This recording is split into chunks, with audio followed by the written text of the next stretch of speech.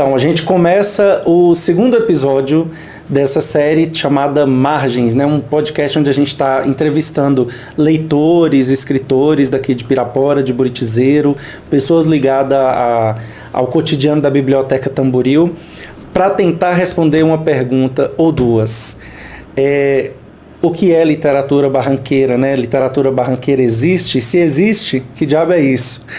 E esse é o episódio 2, né? A gente já tratou na primeira margem aqui dessa série de 3 margens do processo da escrita com os escritores Edson Lopes e Brenda K. Ela não quer que diga Brenda Kimberly, mas então Brenda K. de Kimberly. E aí, para assistir o primeiro episódio, vocês podem acessar o link que vai estar embaixo também desse vídeo. E os meus convidados de agora são 2 escritores também, 2 leitores de literatura barranqueira, 2 pessoas que estão convivendo aí com a galera que está produzindo literatura, que está vivendo poesia. Então, são plenamente capazes de me ajudar a responder essas perguntas ou a aumentá-las, né? Quem sabe a gente vai sair daqui com mais questionamentos. Eduardo G. Prado, nosso aprendiz de poeta, professor também, né? Do professor, poeta... professor de geografia. Leitor. De onde eu tirei que você era professor de português? Talvez seja por causa dessa coisa de eu publicar muitos textos. É um cara da palavra. Muitas crônicas, né? Então, muitas pessoas acham que eu sou professor de português. Então, você já pede o CAT para poder pegar a licença. Justamente, né? A licença para dar aula de português também. Mas para dar aula de língua portuguesa. Por que não? Não é brinquedo, não. Então a gente vai falar com alguém aqui também que já percorreu essa estrada, meu professor da 5ª série, da 8ª série de língua portuguesa e literatura, um dos professores que me ajudou a entender um pouco do universo da literatura, gostar de poesia, gostar de Vinícius de Moraes. Depois eu fui enveredando por Fernando Pessoa, por Clarice Lispector, e depois eu cheguei aqui também na literatura barranqueira, mas o começo foi lá. E a gente não precisa falar quando, mas ele é Emanuel Nazário Costa Lima, também autor do livro Colo de Algas, publicado pela editora Tamboril. E qual sua outra relação assim, com a literatura, além de ser professor e escritor? Minha relação com a literatura veio muito pelos meus irmãos mais velhos, né? Sobretudo por José Carlos, que ele tinha... a época, né, uma biblioteca, tem ainda, mas a época aqui em Pirapora eu era criança, uma biblioteca, para mim a biblioteca dele era a maior biblioteca do mundo. Aí ele ia me apresentando os livros de crônicas. Eu digo que a minha entrada para a literatura foi pela poesia, mas o que me ganhou para a literatura foram as crônicas. Aquelas crônicas do Para Gostar de Ler, Fernando Sabino, Drummond, e depois foi um poema de Fernando Pessoa que eu li na adolescência, e ali aí foi o que você falou, uma coisa é o fio, né? Uma coisa vai puxando a outra, e aí eu virei um leitor assim alucinado. Eu li principalmente entre a minha adolescência e juventude, eu li tudo que me caía às mãos. E nesse processo de um universo tão grande assim de livros, de referências mesmo, de literatura brasileira, estrangeira, você demorou a cair nesse universo da literatura que a gente hoje aqui está ousando chamar de literatura barranqueira? Tinha acesso a livros de pessoas da nossa cidade, região, do Vale do São Francisco? Não, assim, na minha juventude e mesmo já na faculdade, assim, claro, você sabia que tinha alguns autores, mas a questão da cultura barranqueira, para mim, vinha muito pela música. Marcu, Magela, que não deixa de ser literatura, né? Porque tem uma letra também, né? E a letra também é literatura. A literatura barranqueira eu fui descobrindo já na minha maturidade, já com alguns livros também do meu irmão, que ele foi passando as histórias dos vaporzeiros, a história de Pirapora, Me lembro muito de um livro que ele me deu, que já tem muito tempo, me fugiu à mente agora, infelizmente, o autor, mas que ali foi me puxando para, falei, tem uma gente, esse povo sabe fazer música, sabe dançar, mas sabe escrever também. Agora, eu fico me perguntando, você falou aí a respeito da música, que é facilmente identificável como música barranqueira, né?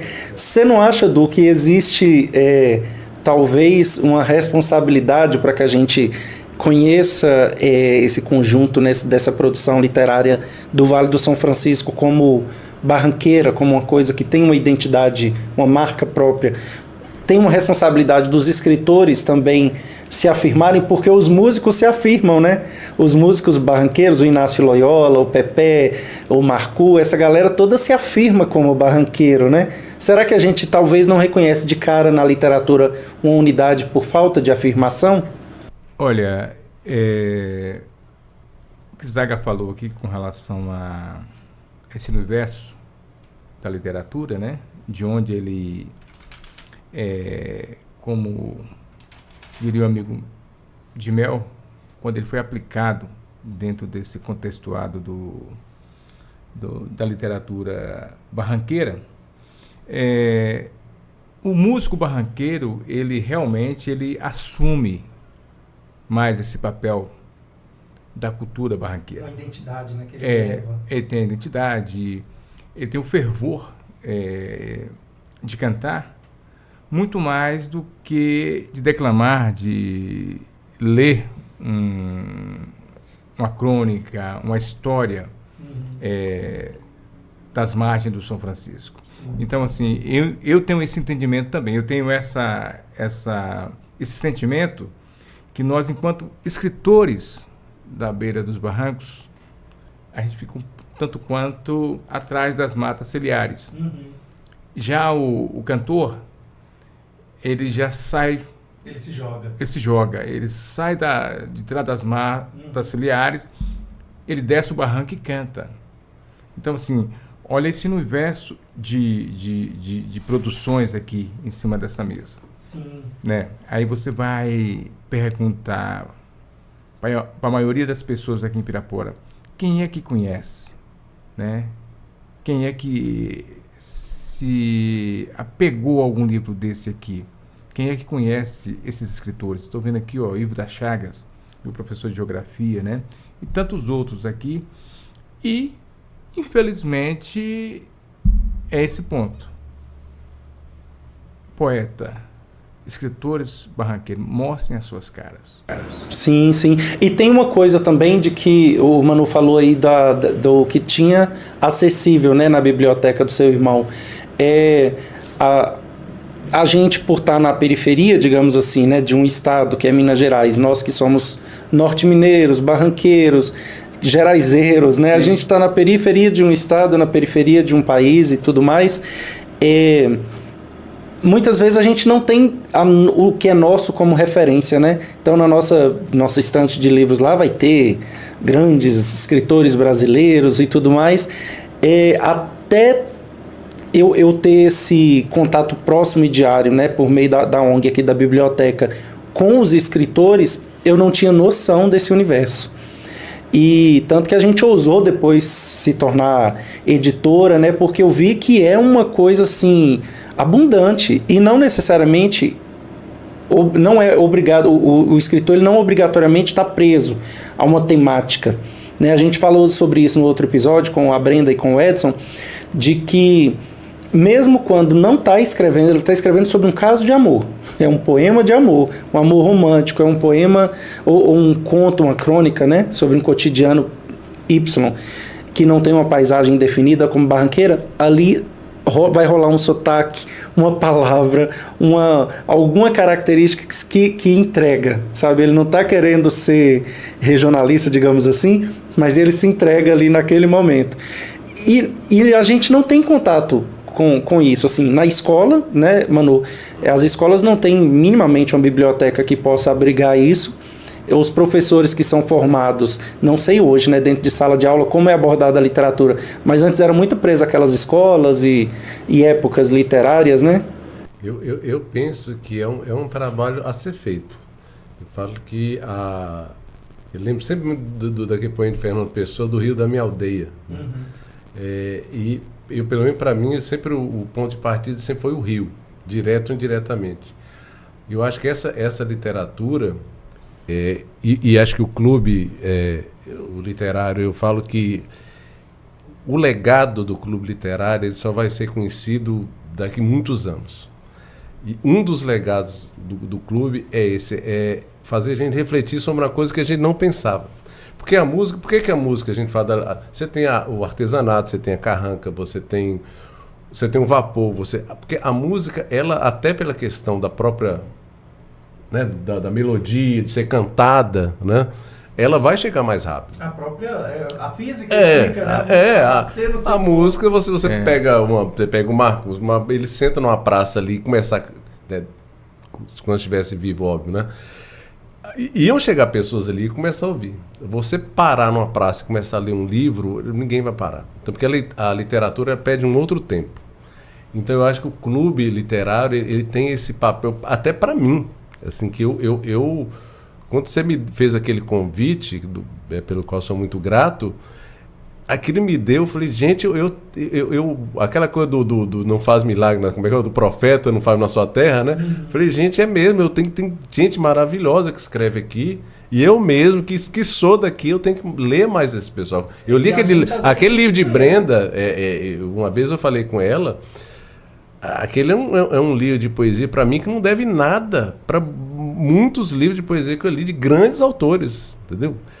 Edson, Eduardo, esse livro infantil, eu falei, gente, isso é de uma beleza, é porque como a gente está aqui dentro e convive, às vezes você não tem essa percepção, mas o meu livro mesmo, que foi naquela correria também, eu tive um retorno de pessoas que, aí eu fiquei muito à vontade, são pessoas que não me conheciam, inclusive até uma cantora, uma vez que viu algum texto meu na internet lá, e eu falei com ela, tinha um livro e tal, ela comprou o livro. Então, assim, a gente às vezes mesmo não tem a noção da importância disso. Então, esse convite para esse podcast, para mim, vai me fazer mergulhar nessa literatura. E a ideia é que a gente lance... E levar isso para as escolas. Exato, que a gente lance aqui esses questionamentos e quem sabe a gente estimule algumas pessoas aí a terem outras ideias, porque a ideia da biblioteca comunitária é da gente reunir esse acervo, disponibilizar, promover encontros, mas por meio de uma conversa como essa daqui vai fervilhando na cabeça da gente outras coisas, né, para educadores, para leitores, escritores. E você falou dessa coisa do olhar estrangeiro, né? É o olhar do outro que às vezes valida a gente como escritor, como... Você acha, Du, que se alguém que leia, por exemplo, uma dezena desses livros de autores barranqueiros aqui, ele, com esse olhar estrangeiro de alguém que não conhece a nossa cidade, não conhece o Vale do São Francisco, ele vai conseguir ter uma fotografia mais ou menos do que é a nossa cultura, do que é a nossa gente? Será que dá para ter esse olhar antropológico sobre... O Rafa, eu tenho certeza que sim. Isso aqui traz ou seja, aqui está o DNA, né, que tem registros em alto relevo do que somos e como somos em termos de tempero, cheiro de barranco, entendeu? Olhar do barranqueiro. Sábado passado eu estava lá no quiosque do Léo, tomando uma cerveja com um amigo, Edmundo, que é irmão da Dina. Uhum. Hernaldina, filhos da dona Roberta, né? Filhos de pescador. De repente surgiu um cheiro diferente e tal, aí ele foi explicar. Isso aqui é o peixe que está dando voltas.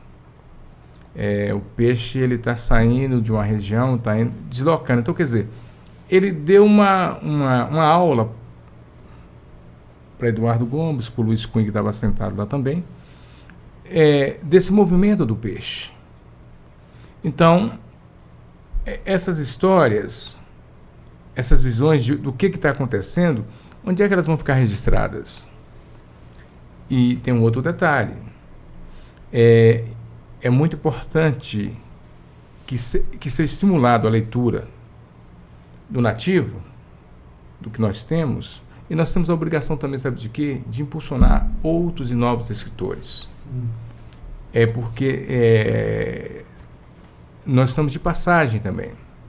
Então fica aqui, ó, o livro Aprendiz de Poeta, né? Fica o livro do Colo de Algas do Manu, fica o seu livro. Mas nós temos que ter o compromisso de reproduzir, que seja dado fruto para outros escritores. Sim, incentivar. Essa renovação, inclusive, é o que faz uma literatura ser a cara de um lugar, né, de um território, de um povo, de uma identidade cultural como a nossa identidade barranqueira, é a denúncia social de um tempo, é a denúncia ecológica também que a gente tem que fazer hoje, que é pungente que a gente faça, né? É a cultura, né? Uma passagem de um livro onde retrata ali um dia de carnaval. Pessoas que vieram em Pirapora nos carnavais da década de 80 vão lembrar daquilo, né? De certa forma é um registro. Mas tudo isso se atualiza, né? E quando você fala disso, de renovar os escritores também, é da gente pensar o que é a nossa cultura contemporaneamente, porque às vezes a gente teve uma relação com o Rio e a gente trata nessa literatura aqui de uma relação que foi nossa, de tomar banho de rio, de pescar, né? Eu lembro que, inclusive, pescar e tirar as tripas ali na beira do rio, eu lembro que a praia ficava infestada daquelas tripas boiando e tudo mais. Isso atualizou, né? Qual será a relação que os novos escritores estão tendo com esse território, com essa cultura, né? Essa questão, por exemplo, você fala o pescador tirava o peixe do rio, limpava ali na beira do rio. Aí você entra com a questão das lavadeiras, dos pescadores, né? Inclusive, esse dia eu estava lendo um livro lendo um poema do meu livro, né? E isso é engraçado, em que momento que eu escrevi isso? Aí eu me lembrei que Camilo da Cruz Neto, né? É músico e uma pessoa fantástica, barranqueiro, e que gosta dessa musicalidade barranqueira, dessa literatura barranqueira. Ele pegou esse poema e levou para um amigo dele em Montes Claros. E o cara lançou um CD e ele usou esse meu poema e fez uma música que chama Saudades do Barranqueiro. Então, eu disse assim, como é que isso nasceu, né? Tá fazendo falta o caos do pescador, né? Então era uma canção de exílio. Foi um momento que eu morava em Belo Horizonte e que me bateu essa saudade de Pirapora. Então, assim, você mesmo distante, você não perde esse contato. Não, e assim, esse negócio da distância, de estar exilado, de estar longe, parece que amplifica, né? Sim. Porque aí é que você entende lá naquele outro lugar que lá você está assim, descolocado, você está fora do seu cenário, né? Tipo assim, eu não encaixo nessa cena. Ivinho Lopes, que é uma lenda, né?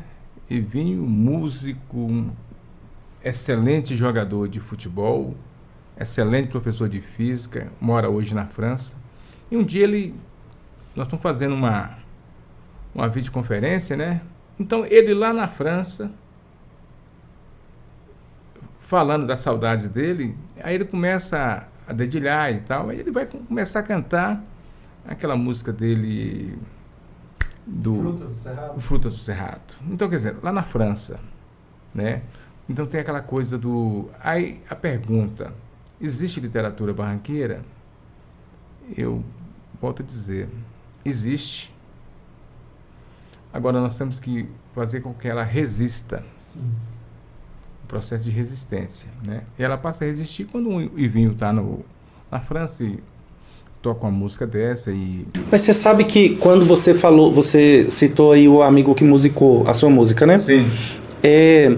Você começou falando fulano, um barranqueiro. Eu acho que a literatura barranqueira, ou a cultura barranqueira, a música barranqueira, a arte, a cultura barranqueira, de uma forma geral, ela vai existir enquanto houver o barranqueiro. né? Talvez o que a gente tem que ter orgulho de afirmar é a nossa identidade, porque eu vejo que hoje, talvez pela desconexão com o Rio, com a gastronomia, com a vivência da praia, né? Dessa cultura de ir tomar banho no Rio, de ir pescar no Rio, faz com que as pessoas, principalmente as novas gerações, não consigam se identificar como barranqueiro, né? Isso é uma coisa que a maturidade me trouxe, eu não sabia identificar isso com 20 anos. Hoje eu sei identificar que a água de outro rio não me hidrata tão bem, sabe? Manu, não sei se você reparou, Rafa, nós temos uma praia, nós havíamos perdido essa praia em razão das causas e efeitos. Nós não tínhamos mais a praia. E de uns 4 anos para cá, a praia voltou. E uma coisa que eu falo é o seguinte, a praia está lá, linda, maravilhosa. E as pessoas têm a preocupação, uma discussão até no nível de política, que nós precisamos trazer os turistas para a praia. Mas aí eu falo, nós temos que pegar o piraporense, o puriticerense, o pessoal aqui da nossa micro-região e trazer primeiro aqui para a nossa praia. E mais do que isso, viu, Du? Eu tive no Rio semana passada, a gente foi gravar lá um vídeo sobre o Rio, com um trecho desse livro do Ivo das Chagas, e foi ao pôr do sol, e tinha umas 8 famílias, né, com crianças bem pequenas, eu achei um barato isso. Assim, pais jovens de 25 anos, com seus filhos de 3 aninhos, 5 anos e tal, nenhum deles recolheu o lixo quando saiu. Então, assim, levaram as crianças, o que eu acho muito bacana, mas é uma desconexão com aquilo, sabe? Como se fosse um monte de areia e um monte de água. Não é um rio. E é diferente quando é um rio e quando é o rio da minha aldeia. E Du falou sobre essa questão, mano, do Ivinho, lá na Europa, você também desalojado, né, fazendo quase que uma canção do exílio. Tem uma coisa que o Guimarães fala, né, que o sertão é dentro da gente. E talvez o barranco também seja dentro da gente, né? Sim. Talvez esse barranco não seja o barranco físico do rio. É um sentimento, talvez? É uma identidade, um sentimento? O que seria? Primeiro eu acho que é impossível se dissociar o sentimento a abstração do concreto, né? Então, por exemplo, eu estava olhando aquela foto ali, estou vendo aquela foto ali. Ali, para quem já conhece a ponte, para quem que já atravessou essa ponte, como nós já atravessamos várias vezes, tem muitos anos que eu não atravesso, mas na juventude, aquilo ali, vendo esse não sei quem atravessando ali, me veio tudo na cabeça. É uma imagem que, para mim, você pode fazer um conto, um poema, uma crônica, engraçadíssimo, um romance. Você lembra daquilo dos carros? Mas me chama muita atenção de estar uma foto de uma pessoa sozinha ali na ponte e de uma cidade para outra. Então eu acho que essa questão da literatura, que a gente fala de literatura barranqueira, que é o que a gente está discutindo agora, ela puxa muito isso pelo que o Eduardo falou. Se você trazer as pessoas para olharem, olha, isso aqui é o Rio. Essa cidade, se esse rio acabar, essa cidade acaba. Sim. E sem o rio, se você pegar o artesanato, a música, a literatura, ela não existe sem o rio. A minha poesia, se pegar o meu livro, vai ver que tem várias passagens que direto ou indiretamente são ligadas ao rio. E a inspiração da gente, ainda que você não trate do tema, né? Sempre, porque é o que eu falo. Eu tenho um trecho aqui daquele artigo que eu te enviei, em que ele fala assim: a essência do mundo extrapola o conhecimento e a literatura pode revelar essa essência. Então, a essência do barranqueiro, o que é? Para mim, é o rio, é o vapor, são as lavadeiras que existiam antes, né, no rio, é o pôr do sol, é o povo, é o sotaque. Então, essa literatura barranqueira, ela existe porque... Se existe a música, existe o artesanato, existe a dança, então a literatura ela existe. Ela talvez estivesse mais invisível pela limitação, no sentido de não conseguir atingir tanta gente como a música, como a dança, como o artesanato, né, que são mais visíveis e acessíveis. Mas a literatura barranqueira, ela existe. Eu acho que o que tem que se fazer a partir... Eu acho que esse podcast eu acho maravilhoso por causa disso, é fazer um trabalho com os professores de arte, de estar aqui, um excelente, de geografia, que conhece essa região como ninguém, e falar, ó, essa região, ela tem isso, e a partir disso existe a música, existe a dança, existe o artesanato, existe a literatura. Então o que vocês fazem aqui no clube, começar a jogar sementes. Às vezes a gente acha que não, mas um pegou aquilo ali, ó. Porque a gente tem que entender que a gente vive numa outra época. Sim. A relação dos adolescentes de hoje com o Rio é diametralmente oposta do que era a nossa. Sim. Então, agora também é usar a internet, as redes sociais a favor. Né? Então, gente, olha que pôr do sol maravilhoso em Pirapora. Vocês acham que daria para fazer um poema em cima desse pôr do sol? Isso já é literal. Eu acho que de uma forma geral, né? Porque, como você falou, a gente não existe sem estar num território. A partir do momento que a gente ocupa um território, aquele que o Milton Santos, né? Território, identidade. Se ocupa um território, ele deixa de ser só um pedaço de chão. Ele é o seu território. Ele vai ser marcado pela sua cultura. Agora, quando a gente pensa nesse povo, Manu, que ocupa esse território e que escreve inspirado por esse território, tem uma contradição aqui que eu trouxe de propósito no primeiro episódio que eu vou manter. Ou talvez nem seja contraditório. Existe uma literatura barranqueira de autoria barranqueira, mas o Maleita, por exemplo, que não é de autoria barranqueira, mas que trata desse território, que trata da história e da cultura desse povo, a gente pode também, será que, enquadrar como literatura barranqueira de autoria de um não barranqueiro? Eu assim, na minha visão, totalmente, porque quando ele fala barranqueira, você pensa em sertão, né? Porque, na verdade, a gente pensa muito aqui, mas o Rio São Francisco, ele atravessa. Então, as populações ribeirinhas, elas têm características semelhantes. Então, essa coisa das carrancas, das gaiolas, é uma coisa nossa, mas não é só nossa. Sim. Então, se você, por exemplo, se não existisse esse universo barranqueiro, não existiria Guimarães Rosa. Não existiria. Mesmo Graciliano Ramos, que já é um pouco mais distante, lá para Lagoas, mas a seca. O que é a seca? A seca é, sobretudo, um evento... principalmente antes, muito restrito à questão do Nordeste e restrito ao sertão. Raquel de Queiroz, conversando com o Tião uma vez, ele me falou que Raquel de Queiroz, de tanto ela ouvir falar das cachoeiras, ela veio para cá e para ouvir o barulho das cachoeiras. Aí, um dia à noite, porque ela achava que era um exagero que falavam. Ela ouviu, ela ficou... até ele pode contar essa história depois melhor. Ela ficou absurdamente impressionada. E escreveu um texto sobre as cachoeiras. Assim, sobre o barulho das cachoeiras. Né? Então, assim, na verdade, quando a gente fala literatura barranqueira, é uma literatura do sertão. E o sertão, ele é Chico Buarque. O sertão São Franciscano. Chico, tem uma música, uma vez eu levei para a sala, que poucas pessoas sabem que Chico Buarque ele fala de Pirapora. E eu perguntei para a irmã dele, Ana de Holanda, né, se aquilo era verídico, e ela fala, deve ser, porque ele pesquisa muito antes de escrever, e pela própria história não tem outra, porque não existe outra Pirapora. Né? Sim. Ainda arrumei com um artista em Pirapora, mais um filho vim embora, cá no Rio vim morar. Eu falei, gente, você tem um maior compositor, ou um dos maiores, porque Caetano e Veloso estão no mesmo nível, que falou o nome de Pirapora.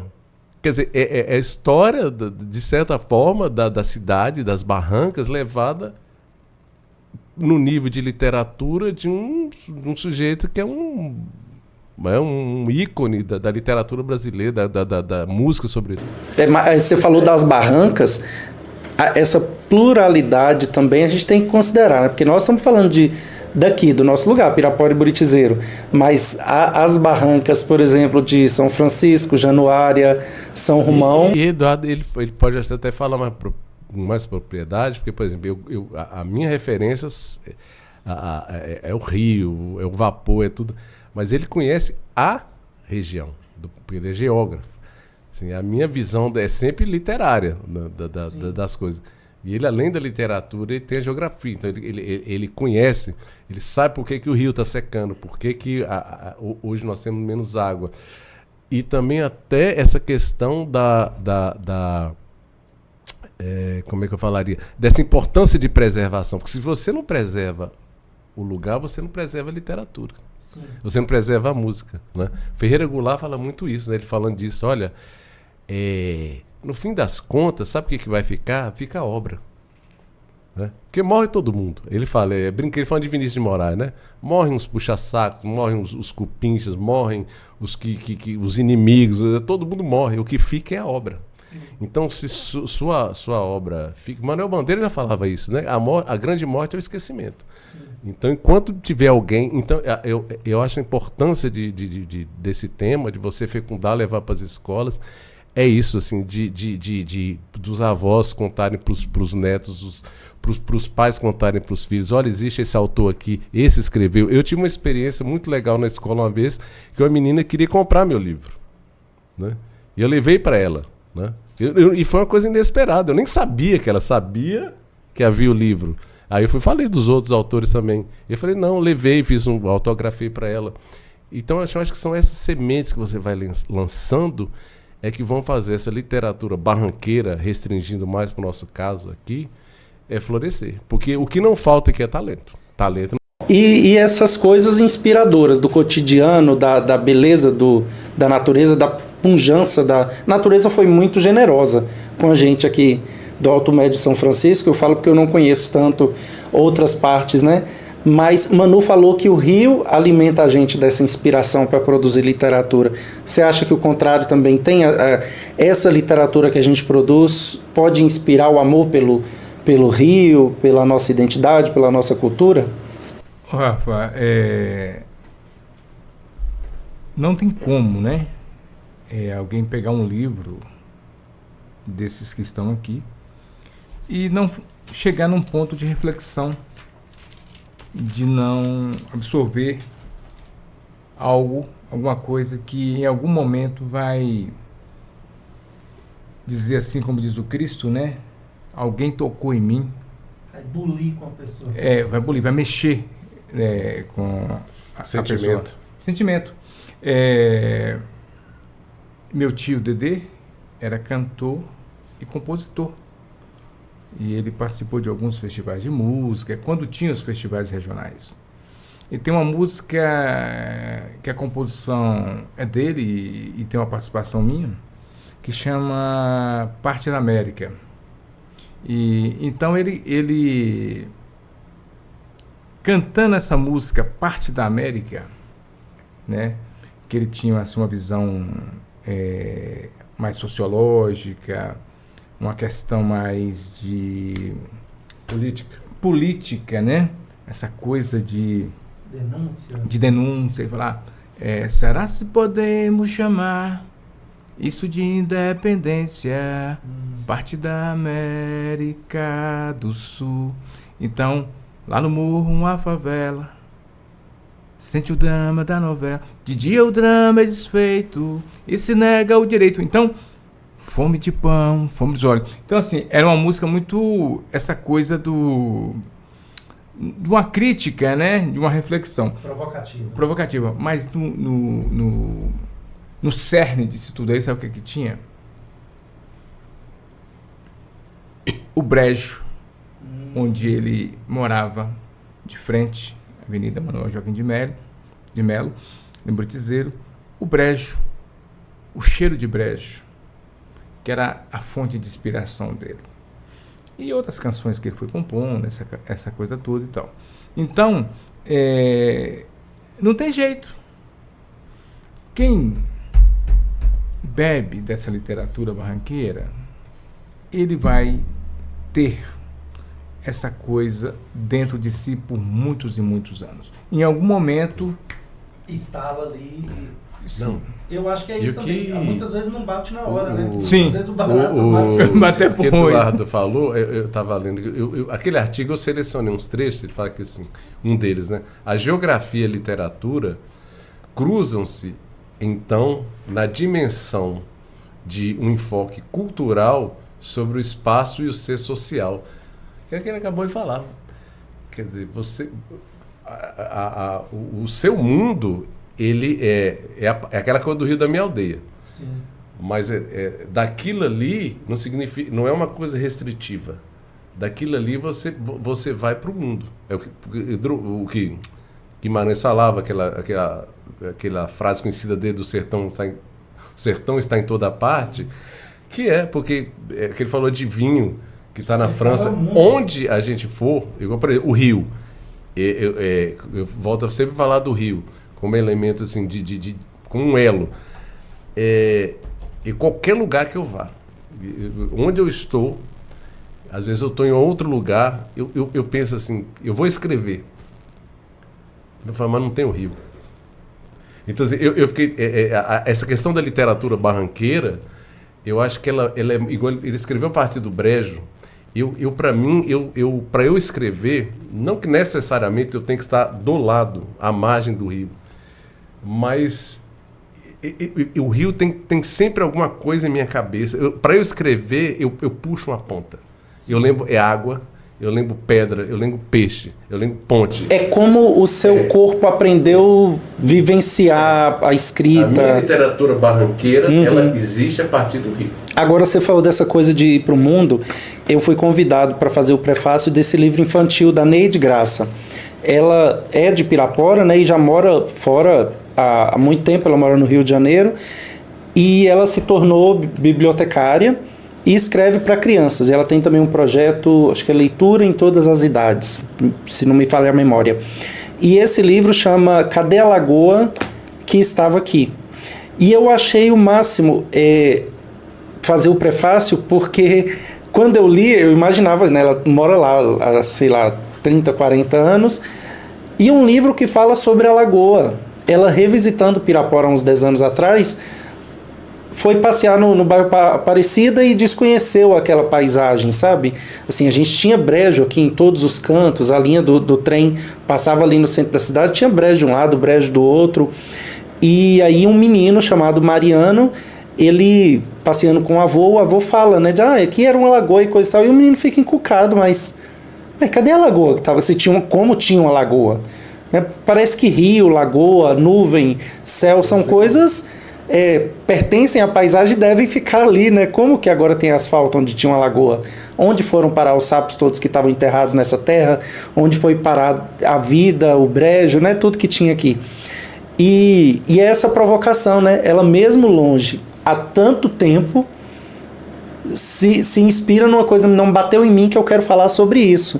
Então, quando eu falo que o sertão é dentro da gente, porque a Neide Graça está lá no Rio de Janeiro, mas o barranco está lá, né?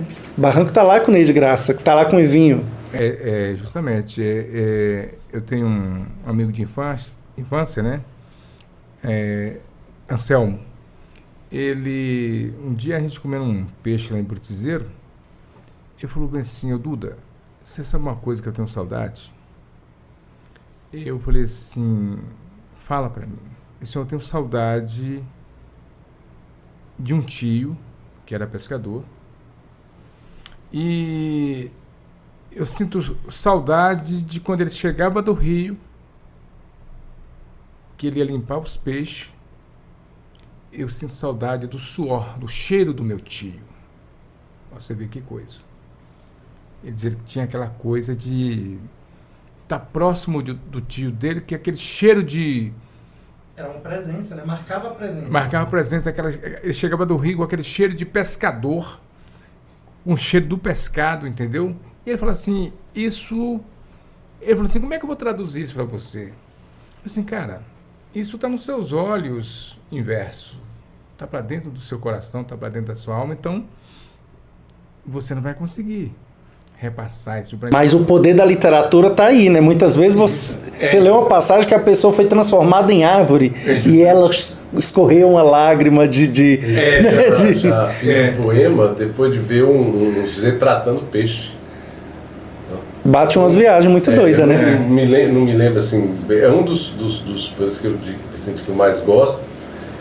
E foi um sujeito traçando. Então, E só foi possível porque o peixe, de onde vem? Vem onde? Vem do rio. Do rio onde é que está? Está aqui onde? Então, na nossa região. Então, quando é literatura barranqueira, assim, só para mim, para eu sintetizar, é isso. A literatura barranqueira é o reflexo, né, da nossa realidade pela palavra. A gente transfigura a realidade pela palavra. E muitas vezes, como o seu amigo, esqueci o nome dele. Anselmo. Ele é escritor ou não? Não.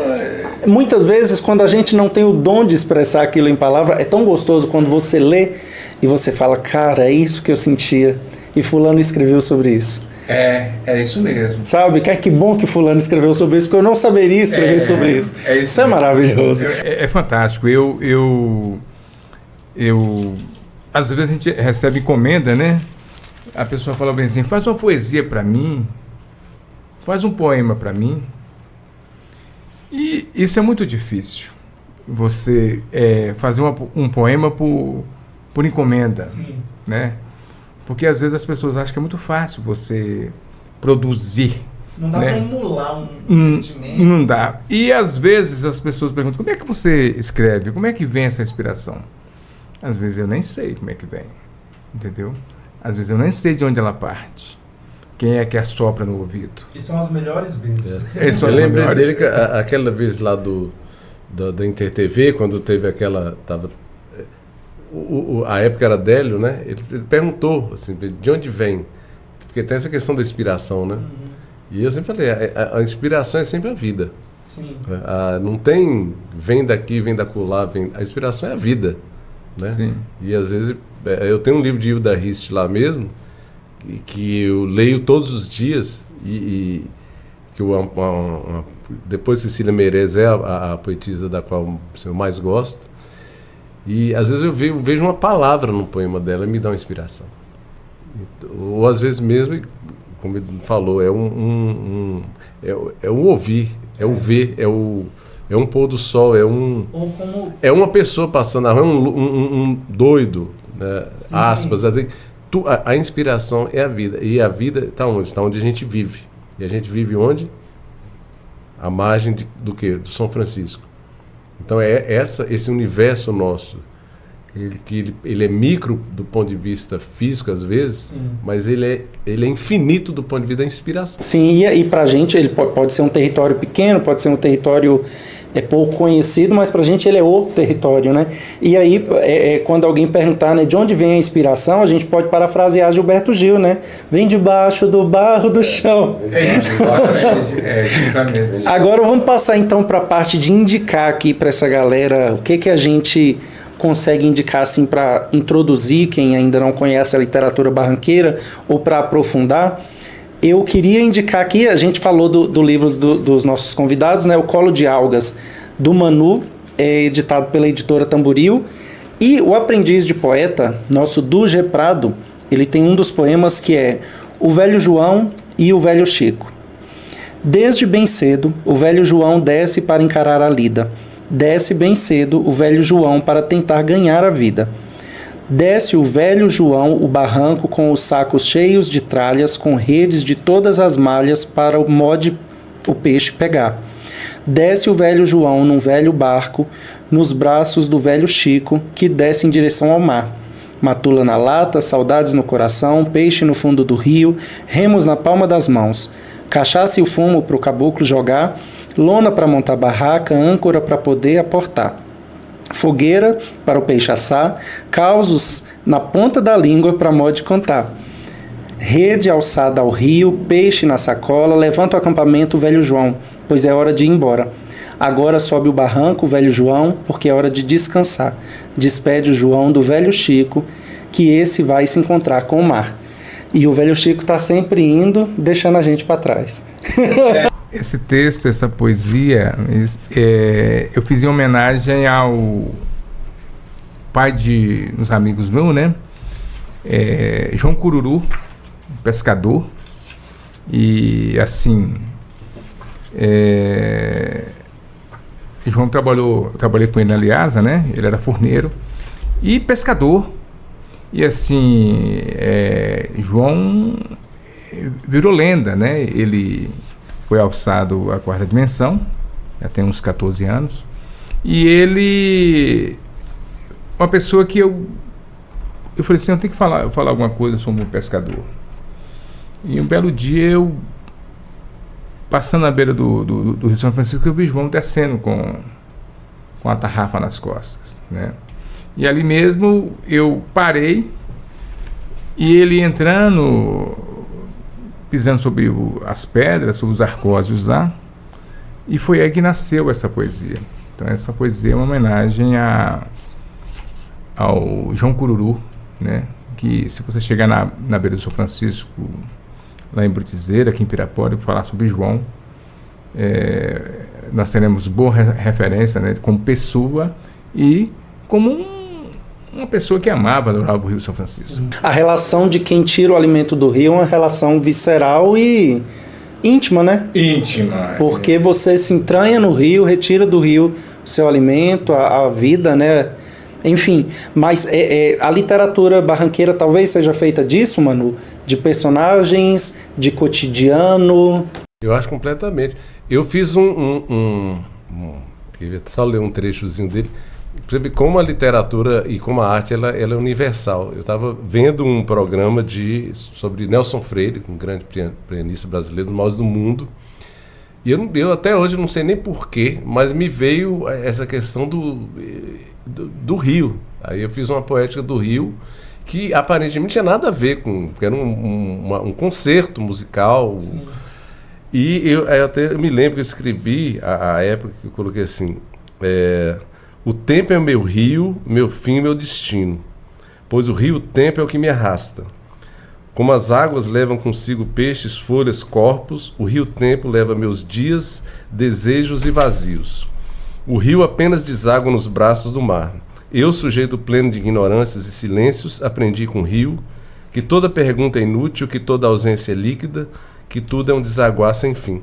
Então, aquilo que até hoje não sei por que me remeteu ao Rio São Francisco. Então, quando a gente fala a questão da literatura barranqueira, é nesse sentido do sujeito, tempo e espaço. Se não houvesse o rio, não me veria essa memória. E é a sua maior referência. É a minha maior referência. E ouvindo um concerto de piano. Que assim, até hoje, isso já tem uns 5 anos, 6, sei lá. Você me perguntar onde você achou esse elo entre aquilo, mas eu não sei. Eu vendo, né? Me veio o rio e me veio esse poema na minha, porque eu fiz vendo o concerto, fui escrever. Essa sinapse não tem como a gente explicar. A gente sente e vai, né? E segue esse caminho aí que estão te dando. Tem algum dos livros que estão aqui ou que não estão que você indicaria para uma leitura assim, uma iniciação, uma iniciática? Esse livro do professor Ivo, eu acho ele assim... vocês podem perceber que ele é um livro escrito de duas formas, né? Ou seja, ele vai se encontrando aqui, ó. 2 livros em um, né? Então aqui, dentro desse contexto de Rio São Francisco, de bacias e subbacias, porque isso aqui é paredão de Minas. Uhum. É paredão, né? E aqui é o nosso cerrado. Então, esse livro do professor Ivo, ele traz muito isso, da gente fazer esse mergulho no cerrado, fazer esse mergulho nas veredas, é fazer um mergulho dentro de nós mesmos. Então, assim, eu acho esse livro um portal, porque eu não indicaria, por exemplo, Guimarães Rosa, de uma vez, né? O Grande Sertão, para quem ainda não leu, mas isso aqui é um preparatório também para o Guimarães. E é engraçado, você falou do encontro, né? Que os 2 livros, ele é frente e verso, né? Ele começa, eu sou o Rio São Francisco, eu sou o Cerrado, sim, e no meio eles se encontram, né? Sim. São 2 livros em um.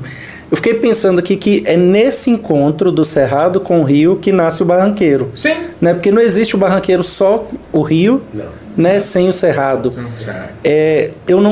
Eu posso estar quadradamente enganado, mano, então me corrija aí como professor de língua portuguesa. O recurso que ele lança mão aqui é a prosopopeia, né? Onde o rio fala com voz própria. A personificação é prosopopeia, porque hoje em dia você usa mais o termo personificação, né? Embora prosopopeia também tenha esse sentido. De você dar voz ao que em tese não teria voz, né? Que é o ser, entre aspas, inanimado. Então, exatamente, ele humaniza, né? Exato, esse é o ponto. Talvez por ele humanizar o rio e o cerrado, eu falei desse livro também, coincidentemente, no episódio anterior. Não é coincidência, porque é um baita de um livro mesmo. Ele tem uma linguagem... Ele era um técnico, era um geógrafo, né, um estudioso, mas ele coloca, eu sou o Rio São Francisco. Nasci, vou descendo, e ele vai trilhando, sabe? O meu povo, a minha gente. E aí é diferente. É diferente porque é como se o som da corredeira se transformasse numa voz que está te contando uma história. Eu embaso a sua indicação. Tem um outro livro aqui da Brenda, o livro Ebó, tem um poema aqui que chama Sortilégio. Ela fala muito das vivências dela, da família, né, com a paisagem, as vivências íntimas também. Sortilégio. Serra Alta, Pé de Acerola, Lagarta de Fogo, Poço dos Peixes, amendoim que cresce sobre os pés, o avô que ri. Árvore de piqui, manga, cerca armada, pés no barro, colheita, rasgar as costas, grito de mãe, cortar os pés, quebrar os braços, sofrer a tentativa e encarar fundo, o poço d'água vizinho, silêncios do pai. A Brenda, ela faz esse jogo que a gente conversou antes, talvez fora do ar, né? Que escrever é cortar palavras. É bem seca a escrita, mas nesse mínimo de palavras tem a paisagem. Tem essa mulher vivenciando essa dor, vivenciando essa poesia com o mínimo de palavras, mas com o mínimo de palavras você sabe que essa mulher é barranqueira. A poesia dela é água.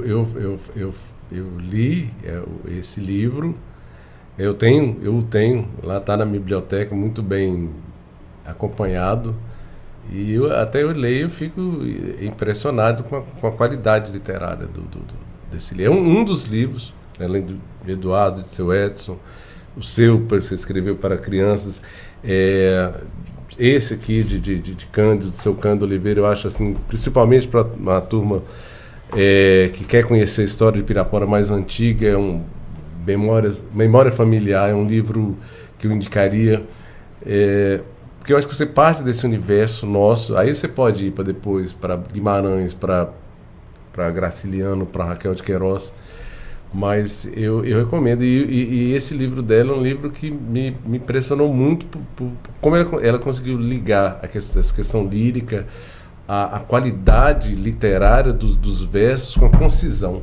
Sim. Que é o que o Graciliano faz em Vidas Secas. Sim. E assim, ele coisifica as pessoas, claro, de uma maneira proposital, crítica, e humaniza, por exemplo, os bichos, né? Então, assim, então, quando a gente fala da arte, da literatura, a literatura ela tem esse poder pela palavra. Sim. Né? Então, assim, igual o poema que do Eduardo fez pro João, que é uma coisa comovente, né? Quer dizer, é um personagem, seria esquecido, ninguém saberia, mas você resgata pela palavra. Agora, você falou com relação a conhecer esse livro aí do Cândido, por exemplo. O Cândido também foi um autor da biografia do pai, né? Faleceu jovem, né? Eu lembro que eu conheci o Cândido pouco antes dele falecer, e eu fiquei assustado porque ele era muito jovem. Você falou que ler essas biografias ajudam a gente a entender um pouco a história da cidade, a história mais antiga, né, e coisa e tal.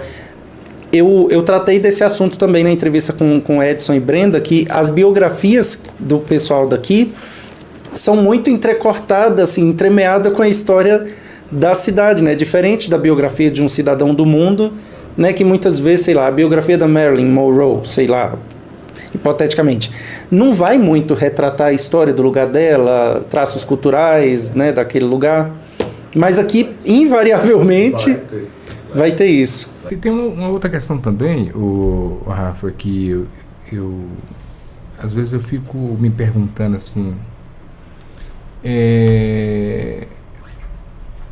onde foram parar as receitas da nossa a questão da nossa gastronomia, né? Porque a gente fica muita gente falando assim do Edu Guedes, pegando aquelas coisas bem na mão hoje na internet. Sim. Né? Aí você fala assim do beiju. Eu lido com adolescentes na escola, então a gente vai falando sobre o cuscuz.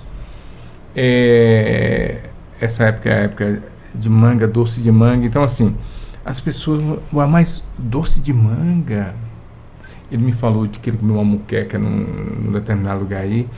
E essa coisa do paladar, essa coisa também é muito literal. Na verdade, essa identidade que transparece na literatura, ela é tudo isso, né? Ela é o que a gente come, ela é o costume de tomar banho de rio. Sim. Ela é... São 5 sentidos. É, a cachaça com o peixe ali no quiosque, você citou, no quiosque do Léo. Sim. O fulano foi me explicar sobre o cheiro do peixe. Sim. Não tem como você isolar.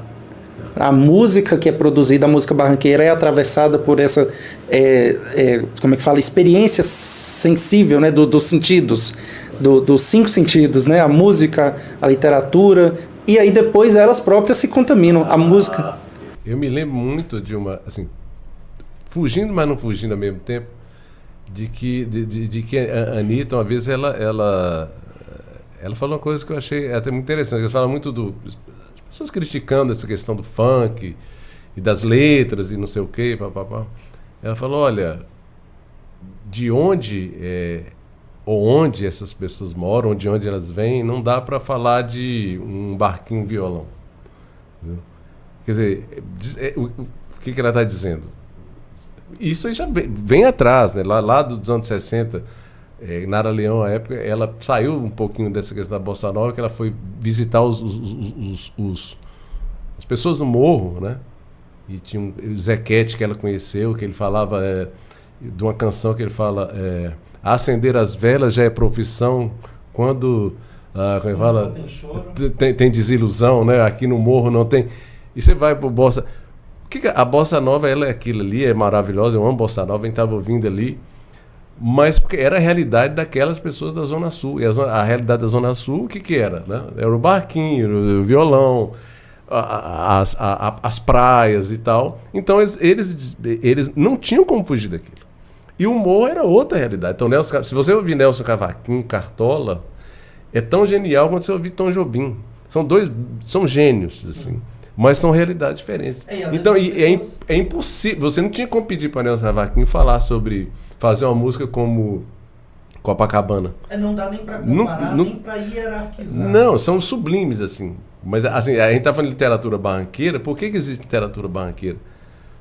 Ela existe porque nós estamos nesse meio e não tem como a gente fugir desse meio em que a gente vive. Então, nosso meio, o Rio, são as gaiolas, espero que restaurem realmente vapor. É o pôr do sol do Velho Chico, que é maravilhoso. Então, a literatura barranqueira, eu acho que ela existe e sempre vai existir, porque enquanto tiver alguém escrevendo um verso, escrevendo uma crônica, escrevendo um livro infantil, escrevendo um conto, ela vai existir. E daqui ela vai para fora. Ela se universaliza. Até por essa questão hoje do alcance das redes sociais, da internet, tem um lado ruim, mas tem esse lado bom que, quando eu vi uma pessoa no Rio de Janeiro, que eu não conhecia, e que me perguntou de onde eu tinha tirado aquela inspiração para um poema, uma pessoa que eu nunca vi, depois nem pedi até o contato, eu falei, gente, a inspiração veio dessa terra aqui. Então, essa literatura barranqueira, a gente pode falar de literatura barranqueira? Sim. Se você pode falar de música barranqueira, a gente não pode deixar nunca de falar de Marcu, que para mim marcou também a literatura, né? Calunga Barranqueiro. Sim. Calunga Barranqueiro. Só isso para mim já é. Agora, assim, gente, a gente vai ter que terminar esse bate-papo, mas eu achei que a gente ia sair cheio de interrogações. Mas se um poeta iniciou falando literatura barranqueira existe, e o professor de literatura encerrou falando literatura existe, sempre vai existir, enquanto houver alguém falando desse cenário e desses personagens, quem sou eu para confrontar? Se eu chamei vocês aqui para afirmar essa minha ideia de que, ou essa suposição de que eu acho que existe algo nosso, né, que está sendo escrito, vocês estão aqui para confirmar, então eu espero que não sobre muitas dúvidas para quem está assistindo.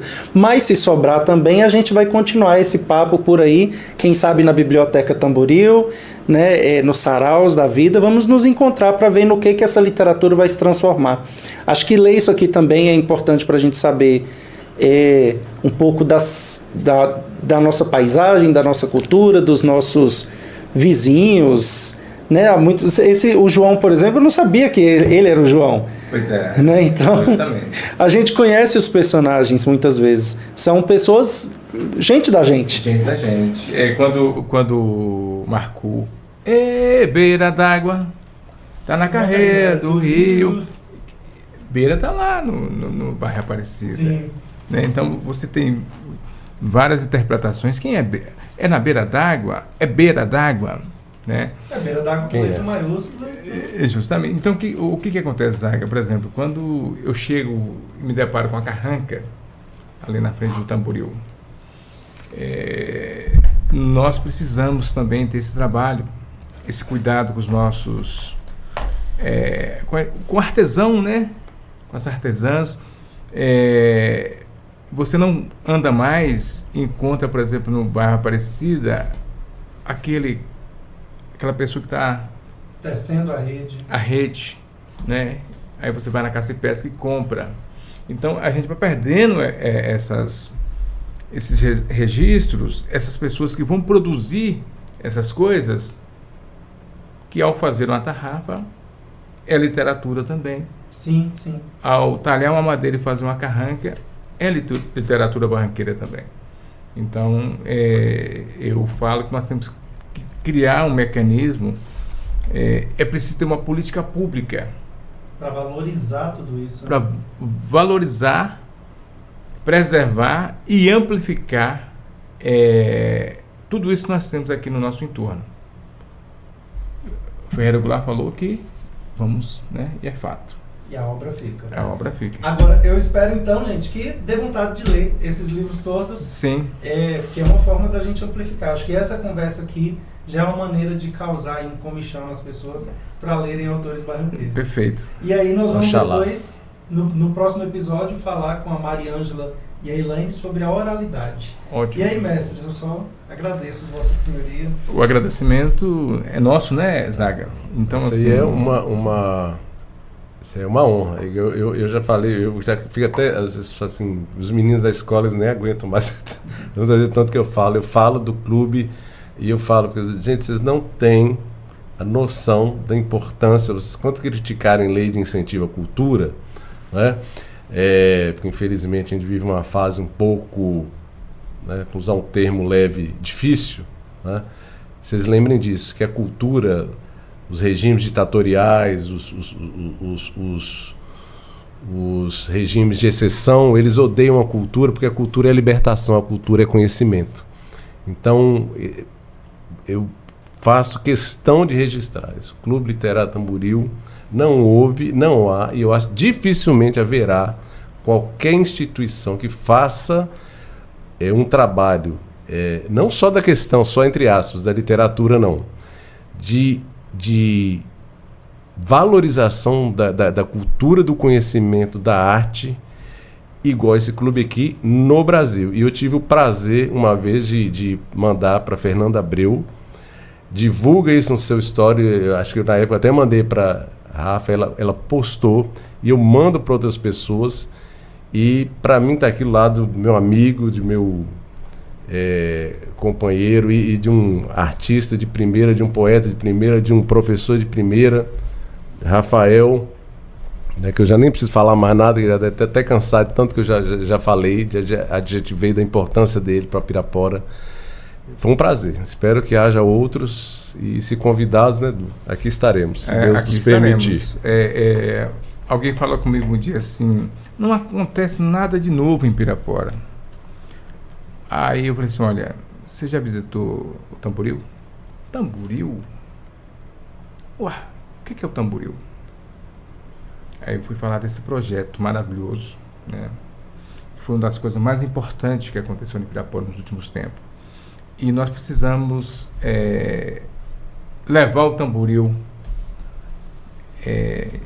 para dentro das casas, para dentro dos bairros, entendeu? E a questão também talvez seja empoderar as pessoas para que, Manu falou, talvez não vai existir outras iniciativas assim, é empoderar as pessoas para que existam, sabe? Eu acho que conversar sobre literatura barranqueira, o que você falou, vai inspirar outros escritores a falarem sobre o que estão sentindo, pensando, vivendo, né? E talvez levar essa ideia do trabalho comunitário pode inspirar também a galera. Justamente, eu acho que nós precisamos colocar as pessoas para ler, entendeu? Incentivar as pessoas a lerem, porque isso aqui é um universo de coisas do barranco, coisas do cerrado, coisas nossas aqui, mas que estão linkadas com o mundo também, né? Aqui tem se tivesse um medidor de energia extracorpórea aqui, eu acho que nós teríamos aqui sabe? E tem aquele ditado, né? Se a gente quer mudar o mundo, tem que começar pela nossa aldeia. Justamente. Então vamos seguir pela aldeia barranqueira, gente. Obrigadão, Du. Valeu, Manu. Nós que agradecemos. Obrigado, meu irmão. Duda. Foi um prazer estar aqui.